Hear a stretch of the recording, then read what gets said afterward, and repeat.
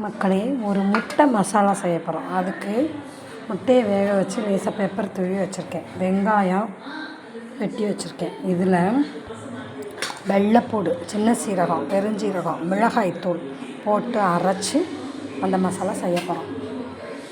அதுக்கு நான் பேனை வச்சுருக்கேன். எண்ணெய் ஊற்றி காயவும் வெங்காயத்தை வதக்க போகிறேன். நல்லா வெங்காயம் வதங்கிடுச்சு. இப்போ நம்ம அரைச்சி வச்ச மசாலாவை ஊற்றி நல்ல எண்ணெய் பிரியவும் முட்டையை தூக்கி போட்டுருவோம். நல்லா இதாகிடுச்சு. இப்போ முட்டையை போட்டு எண்ணெய் பிரியிற முடிய நல்லா கிண்டுவோம். நல்ல எண்ணெய் பிரிஞ்சு நல்லா மசாலா வந்துருச்சு. வாங்க, அவ்வளோதான். நீங்களும் ட்ரை பண்ணுங்கள். இதை வந்து சப்பாத்தி கடையே சாப்பிட்லாம், சாதத்தோடையே சாப்பிட்லாம். வாங்க, சப்பாத்தி கடை வச்சு சாப்பிடுங்க.